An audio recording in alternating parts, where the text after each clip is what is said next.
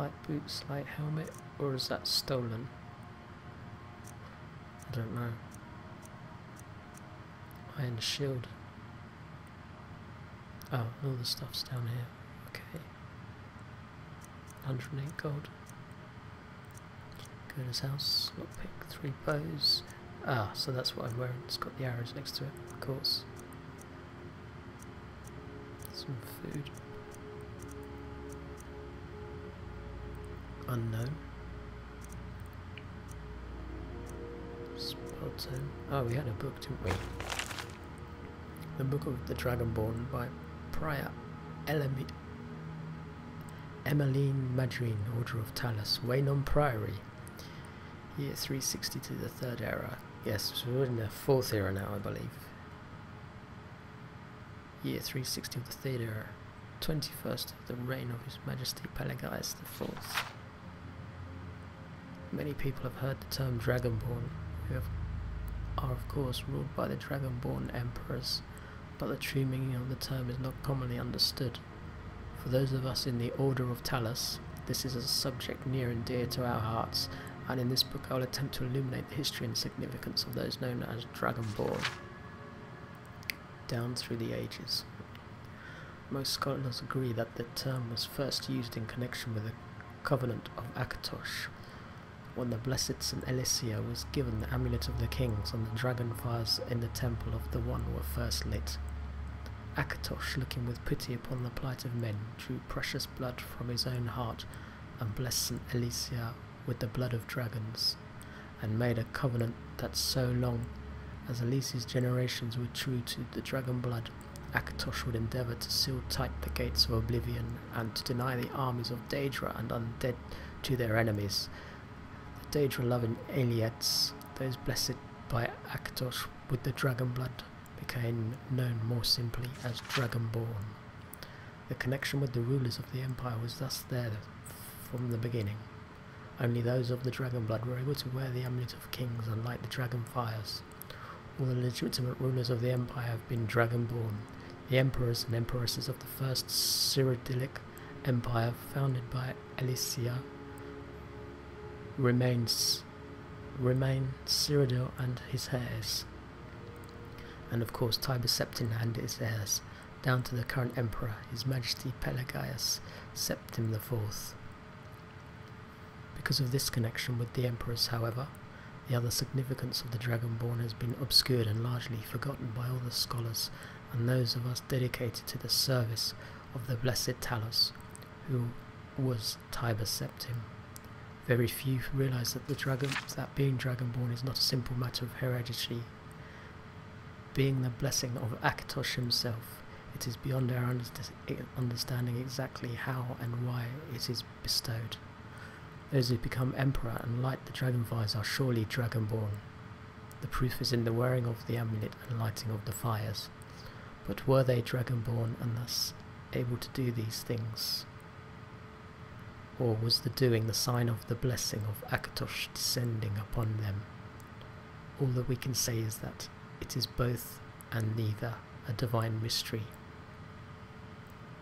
The line of Septims have all been Dragonborn, of course, which is one reason the simplistic notion of it being hereditary has become so commonplace. But we know for certain that the early Cyrodiilic rulers were not all related. There is also no evidence that Roman Cyrodiil was descended from Elicia, although there are many legends that would make it so, most of them dating from the time of Roman and likely attempts to legitimize his rule. We know that the Blades, usually thought of as the Emperor's bodyguards, originated in Akaviri, crusaders who invaded Tamriel for obscure reasons in the late First Era. They appear to have been searching for a Dragonborn.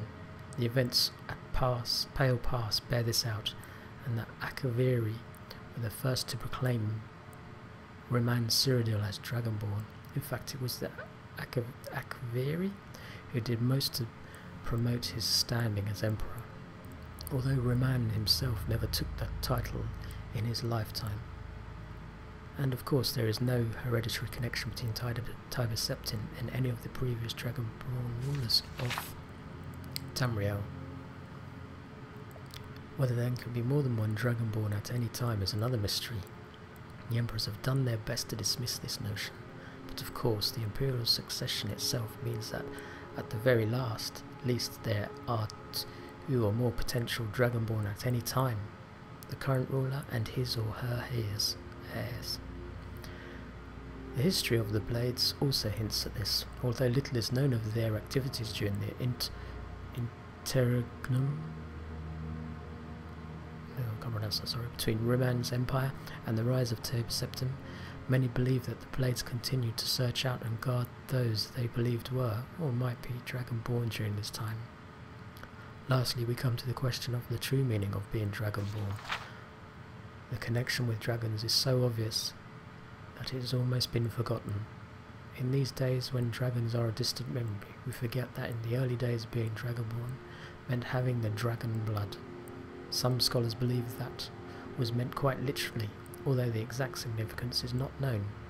The Nords tell tales of Dragonborn heroes who were great dragon slayers, able to steal the powers of the dragons they killed.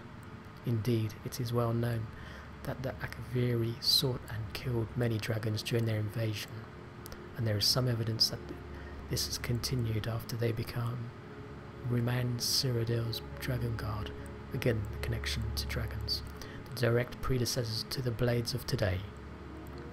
I leave you with what is known as the prophecy of Dragonborn.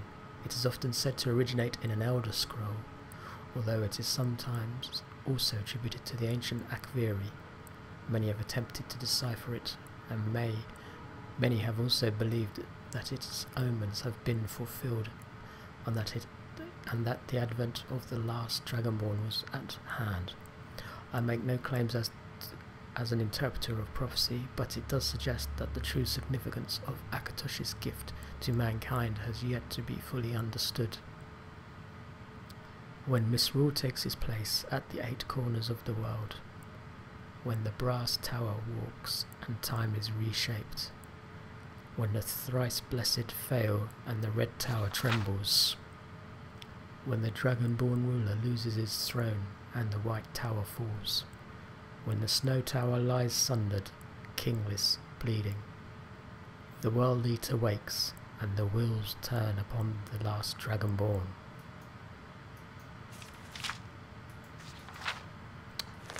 Very interesting. I won't be reading every book, that's for sure. Okay.